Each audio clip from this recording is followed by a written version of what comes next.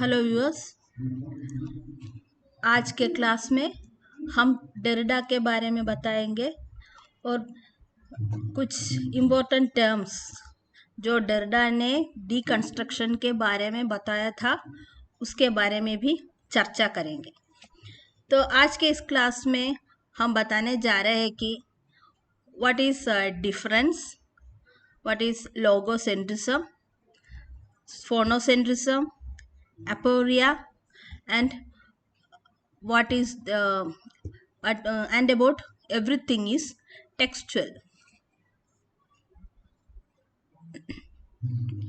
Difference, ये word difference दो जो वर्ड से लाया गया है वो है डिफरेंस एंड डेफरेंस। अगर आप देखें तो आपको पता चलेगा कि it's something different from the normal word difference. The spelling is diffference. This word came from words like difference and deference of meaning. All the written words has this concept of difference. इसका मतलब यह है कि जो हर कोई words का meaning है वो चेंज होता ही रहता है। मीनिंग कीप्स ऑन डिफरिंग और चेंजिंग। मीनिंग है जो कंटिन्यूसली चेंज होता ही जाता है, इसलिए किसी भी वर्ड का कोई फिक्स्ड मीनिंग नहीं है। Here post structuralism is different from structuralism. इसी मोड पे पोस्ट स्ट्रक्चरलिज्म से बहुत ज्यादा डिफरेंट होता है, क्योंकि स्ट्रक्चरलिज्म में यह कहा जाता है कि इस दुनिया में हर कोई चीज को एक स्ट्रक्चर है। The whole world is made out of a structure. लेकिन post structuralism that is deconstruction, इसमें यह कहा जाता है कि किसी भी चीज का कोई स्ट्रक्चर नहीं है।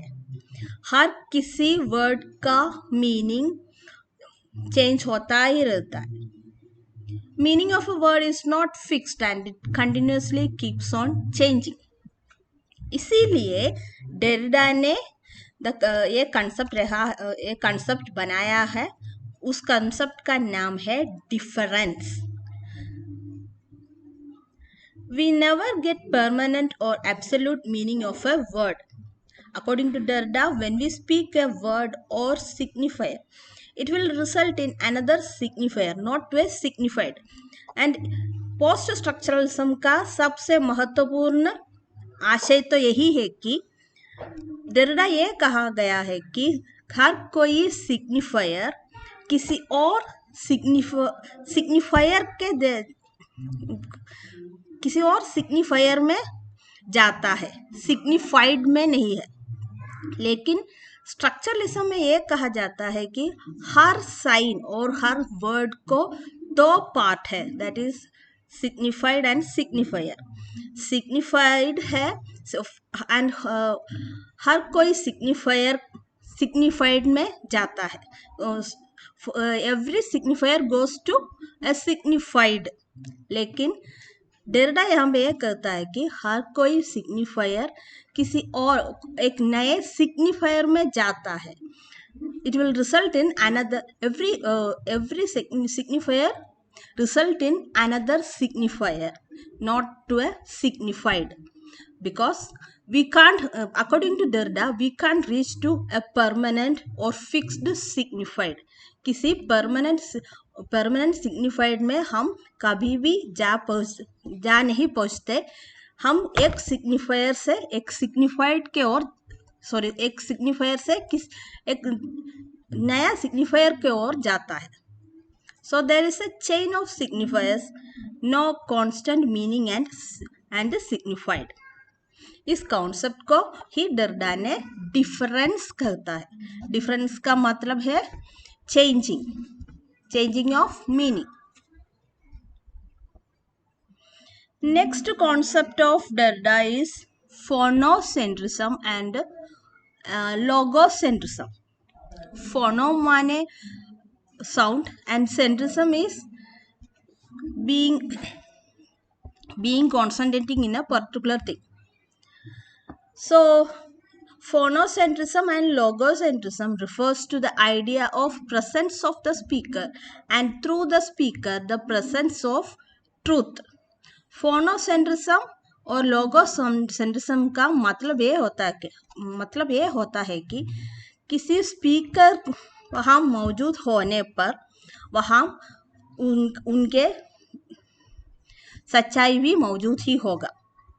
From ancient period, speech is given more importance than writing because in speech there is a presence of speaker and so it is considered more authentic.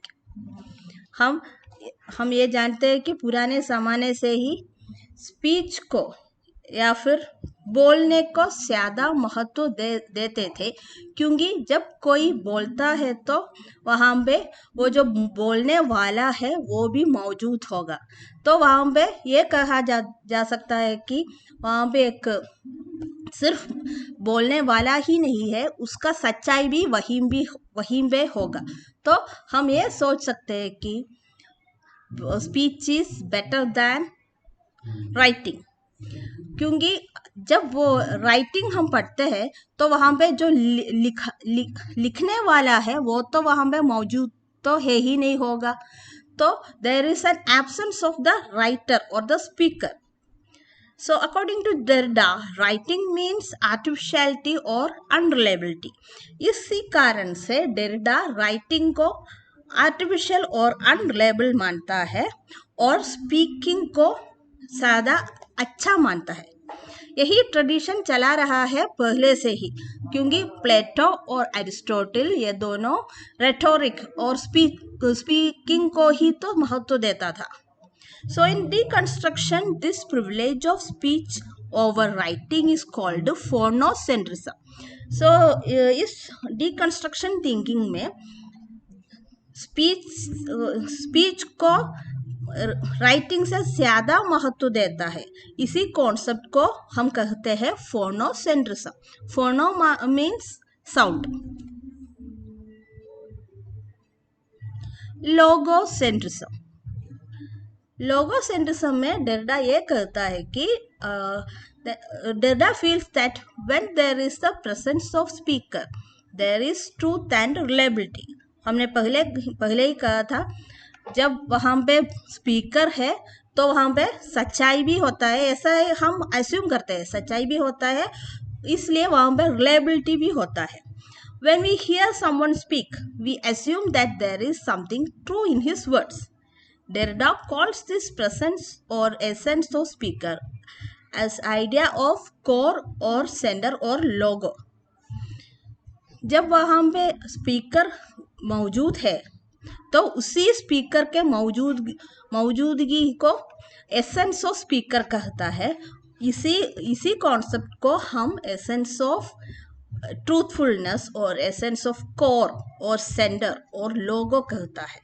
इसी को किसी सच्चाई के मौजूदगी को हम लोगो कहता है और या फिर प्रेजेंस ऑफ कोर कहता है. इस कॉन्सेप्ट को ही हम लोगोसेंट्रिज्म कहता है.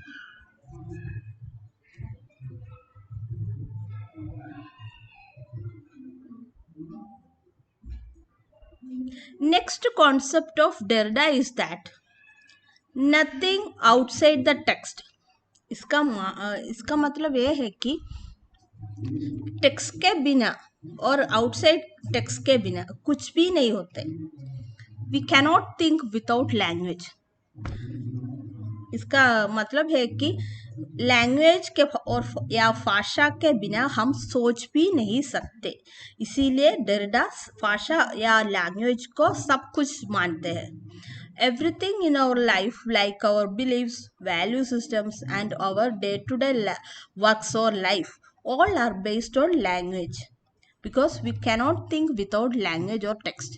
हमारे ज़िंदगी में जो चीज़ है, हम जो सोचते हैं, जो करते हैं, हम जो कुछ भी बिलीव करते हैं, वो सब इसलिए all those are possible only through thinking. सिर्फ थिंकिंग के द्वारा ही ये सब पॉसिबल होता है. So without thinking we can't when speak. सोचने के बिना सोचने के हम कुछ कर भी नहीं सकते, और सोचने के लिए हमें एक भाषा या लैंग्वेज चाहिए। तो इसलिए we are highly dependent on this language. इसीलिए डरडा कहते हैं कि nothing outside the text, everything is textual. भाषा के बिना कुछ भी नहीं है, क्योंकि सब कुछ भाषा ही है। नेक्स्ट कॉन्सेप्ट इज अपोरिया और पसिल, and this is another important concept of Derrida, because for Derrida in this world everything is unstructured. Deconstructionist thinkers या फिर और Derrida ये कहता है कि इस दुनिया में सब कुछ अनस्ट्रक्चर्ड है, किसी एक सीमा नहीं है, कुछ सब कुछ सीमा के बाहर ही है। इसलिए जब हम किसी चीज को पढ़ते हैं तो हमें हमारे मन में एक संदेह आता है। So when we read something we comes to a confused mindset. When हम किसी चीज को पढ़ते हैं या सोचते हैं तो हमारे मन में एक कंफ्यूजन आता है। और क्यों आता है? क्योंकि हम इसी अनस्ट्रक्चर्ड दुनिया में रहते हैं, इसलिए ये कंफ्यूजन आता है। This confusion is called aporia. Because of this unstructured nature of our world, we don't need to understand anything too perfectly.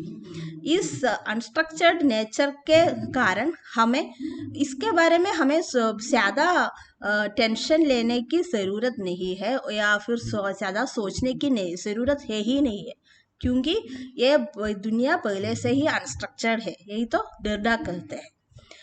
तो yes, these are some few concepts of deconstruction, and I think you would have understood what I taught you. Okay, thank you.